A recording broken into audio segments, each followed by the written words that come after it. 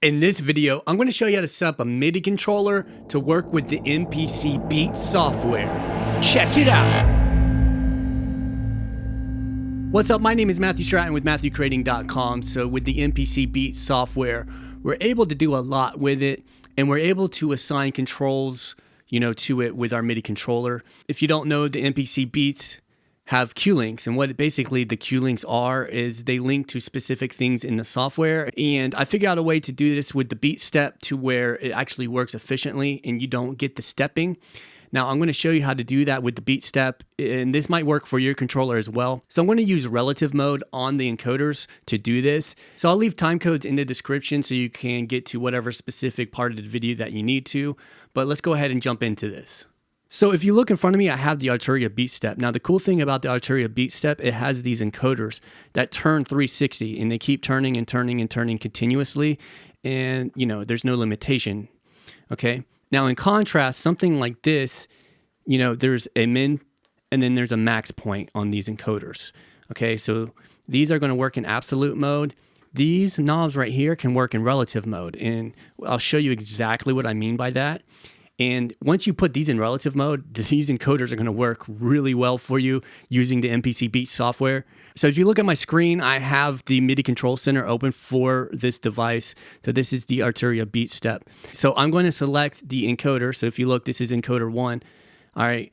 Now, by default, the mode is control and then the option is absolute. Okay, so we need to actually change this to relative 1.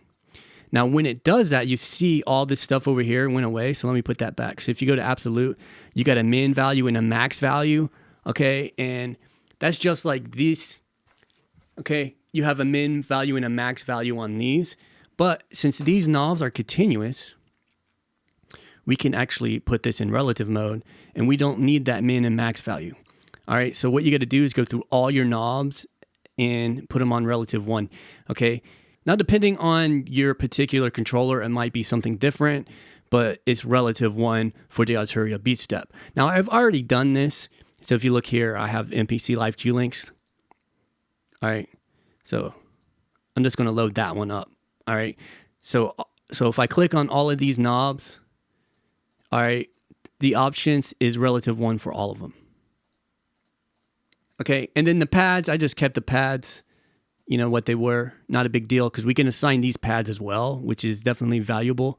All right, and so once you do have these set up, make sure you do store this into the working memory of your device. All right, mine's already stored in there. So what I'm going to do is go ahead and close this out. I'm going to open up the MPC Beats software. I am going to open up one of these demos. Let's just pick Future Bass. And then what you need to make sure you do is you go over to Edit, go over to Preferences. And if you look right here, you have MIDI Sync. So click MIDI Sync, and then Arturia Beatstep shows up here. So make sure your device, whatever device you're using, is set on control, because that's going to enable us to learn MIDI controls. So if you hover over that, it tells you enable control to send MIDI from this device to MIDI learn. So that's going to enable us to MIDI learn the controls. So once you have that on control, go ahead and press OK. So now over here, make sure this is on global. We have it enabled, and then you want to select a new MIDI map. So if you click here, you can go to new MIDI map, and then that's going to blank everything out. So now you're in full control of, your MIDI maps. And then once you do that, go ahead and press learn. Now you notice when you press learn, there's certain things on the screen that do highlight, and those are the actual things that you can assign. So if you look, these Qlinks are highlighted. So I'm going to start right here on this first one. Now you notice when I clicked that, it automatically brought up Qlinks over here in this view. All right. And if I click a pad, it brings the pads up. So whatever you click, it's going to show up there. I'm going to click this Qlink again. Now I just want to reiterate, we're in global mode. We have MIDI mapping enabled. We have a new MIDI map that we selected through here. All right. And then we have it on learn. So now I'm going to go ahead and assign these. So to assign this, you just click on it on the screen with your mouse, and then you turn the knob that you want to assign it to. So I'm going to assign it down here. All right, so this one is going to be Qlink 1. And whenever I turn that, you'll notice that it does come up over here. Now it says Qlink 1, and then right here it says type, channel 1, and then the data. But what we're concerned with is the type. So absolute CC is going to be more pertaining to something like this, where you do have absolute values. Like these are not continuous. All right, you got a min and max. But over here, remember we set it to relative. So right here it says relative CC offset. I'm going to press that, and that's going to assign it and make it in relative mode. Now I'll show you what that means in a minute. Let's go ahead and assign everything. So I'm just going to click the next one, turn the knob, click the next one, turn the knob. All right, and then you just go through all the different knobs. Okay. It really doesn't take that long. But just be careful when you are doing this, not to go too fast, because you don't want to assign the wrong knob. All right, so now that I have all the knobs assigned, I am going to assign the pad. So I'm going to pick the pad here, assign that right there, the next pad, the next pad, the next pad, all the way up. All right, and then how you assign these is really up to you. I'm just assigning them to what makes sense to me. And there you go there. Now, I did set the other knob here to relative as well, so that can actually change the mode for me. So I'm going to put that on the mode. And, you know, you can change whatever you want. Like I could use it to change the track. So I could use this knob to change the track if I want to, or not. I mean, it depends on what you want. Okay, and if you want to clear a MIDI mapping, you just right click it and then press clear MIDI mapping. All right, I'm just going to keep this back on Qlink mode. So if you look down here, the Qlink mode is set here. And then just make sure you do double check and make sure all these Qlinks are set to relative C. All right, so relative CC offset, relative CC offset, all the way down. All right, so everything is mapped now. So we could take learn mode off. Notice all the yellow goes away on the screen. So we are set up. So I'm going to put my headphones on. And just to show you, I can use these pads. And then the pads are going to trigger whatever's on the screen. And then, in addition to that, these Qlinks are going to line up to my encoders on my Arturia Beatstep. So I assigned the first Qlink, which is program level here, to this one on the Beatstep. So watch what happens when I turn that. Okay, the program level changes, and you can see it changing over here as well. Okay, so if I could turn it all the way down, it's all the way down. Now this program is future bass. Now watch what happens if I change tracks. So I'm going to go to Big Synth. All right, the program level is back up. And now what I'm about to show you is why this is effective in relative mode. So I'm going to turn the knob again. Notice there is absolutely no stepping. Okay, so right there, there's no stepping. Okay, and I'm able to change the program level of that as well. So if we go back to track 1, that program is not affected at all, and I can change it as well with the knob. Okay, so if I want to turn it all the way up, it's all the way up. When I turn it down, it's all the way down. Okay,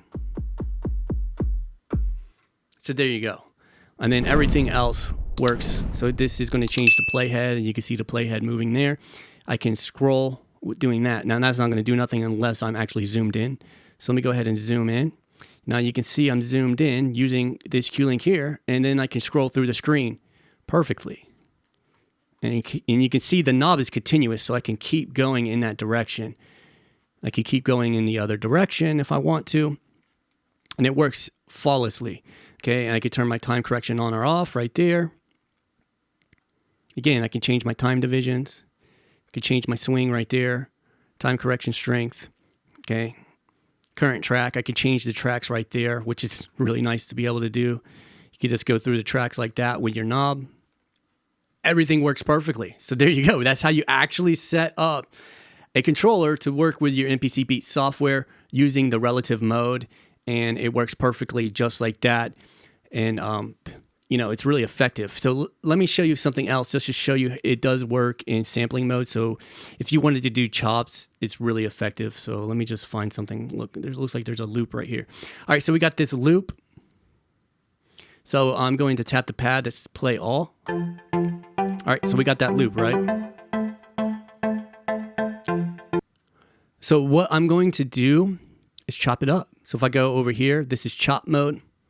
So there's certain things I can do. I can add my chops manually with the mouse, you know, like this. All right, say if I want to chop it up. Now when I hit the pads, I got chops. All right, I can undo that. So Control Z is going to undo. All right, so there you go there. Now, let's say I want to put a chop, you know, like right here. So I'm going to add a slice there. I'm going to add one there. Add one there. All right, and now when I hit the pads,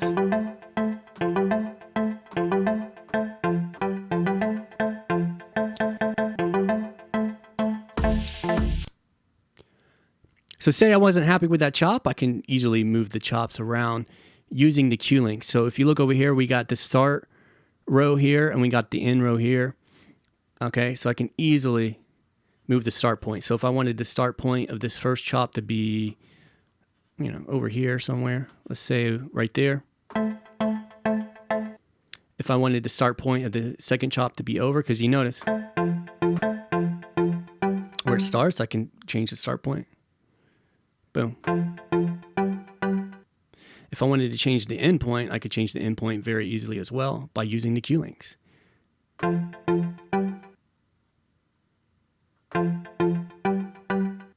And I just wanted to show you that because using, you know, knobs in relative mode like this just makes chopping very simple to do. So there you go. That's how you can set up MIDI controllers with the MPC Beats software. I hope you found this valuable.